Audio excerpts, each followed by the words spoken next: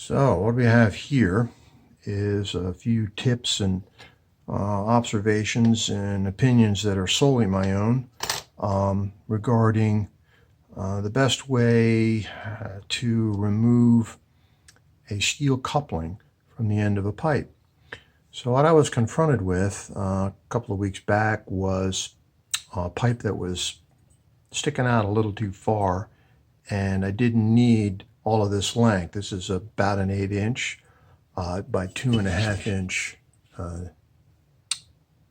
steel nipple, and what I wanted to do was to remove it and the coupling, because I was pretty sure I wasn't going to be able to get this out of this coupling, nor was it likely that I was going to be able to get this coupling off the other end of the pipe without egging it or damaging it. So I went the splitting route.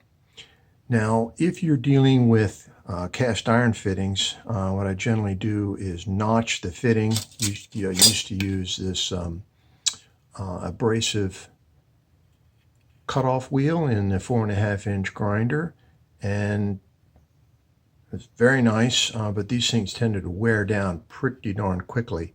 This was 4.5-inch. I only use this for a few seconds, and it's the diameter is already considerably reduced, and these things also are fairly friable.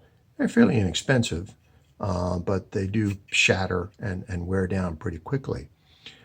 So Lennox came out with a diamond cutoff wheel, and it's louder, but it maintains its diameter, and you can get a lot more cuts out of this. The other thing too is the kerf is a little bit wider when you make the notch, but I'll get into what that means later. So I noticed that Diablo had come out with, here's the traditional Diablo red color, and Diablo had come out with their own diamond wheel, and I thought I'd give it a try, because their Diablo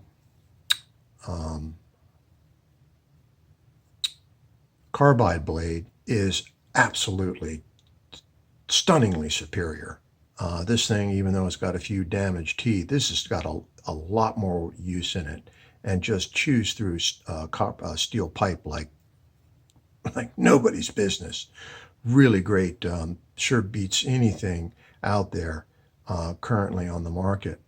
But what it is, I got lazy. I didn't want to bring in my sawzall. I'd already taken out to my truck, and I figured, well, I'll just take this cutoff wheel and make the cut. Not the smartest thing I've ever done. It really makes a rough edge. Finally, I got it to where I could break it. There's the crystalline structure there of the pipe. It pushes the metal out. Really a pain, but I was too stubborn to go out to my truck and stop and go get the carbide blade, which I should have done, and that would have just made that so much easier. So then what would have happened is there would have been, this would have been threaded in here, and like that. This is not where this went. And then what I should have done then is taken the carbide blade and made a notch almost to the section, let's see if you can see, yeah, between the two pipes there, where the threads begin, and then made my notch like that. Once I make my notch, you make it almost to the threads, and that gets a little tricky. You don't want to, of course, cut into the threads, or the whole point of the exercise is lost. But you want to get almost to the edge, and then leave a gap, and then take a simple machine here. I usually get this at welding supplies. I call them the wedges of sin. Take the wedges of sin and beat it into the gap here, and it eventually splits. So I was able to get this out. But when I was notching it with the cutoff wheel, again, which was the wrong tool to use, just a slight angle, and it, you can see there, it chowdered this bad boy. So I might be able to bend it back, but I wasn't very pleased with how this was cutting to begin with. I've been reliably informed that the every company has their own little substrates. You have diamonds, which are of course the hardest substance known, and what they do is they mix it with their secret sauce substrate. I'm not sure what that is, which is mixed in and then attached to the edge. And so you can have different grades of diamonds, you can have different sizes of diamonds, you can have different substrates, you can have changes. This one's got a little bit more to it. The rigid has a little bit more to it than this guy, and the Lennox is somewhere in between. As I say, I was very pleased with how the Lennox was running. This is a new one replacing the one that I burned out by misusing it. I tried using it on concrete. No, don't use it on concrete. If it says metal, they mean metal. So that was a lesson learned on that one. And that's why I was getting these two to try them out.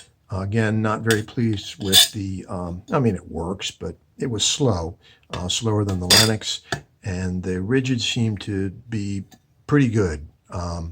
Got a lot of metal, pretty good grit. You want to be able to, you don't need a fine grit. You need a something that'll cut it out, and you get good control to make that notch and to make this work.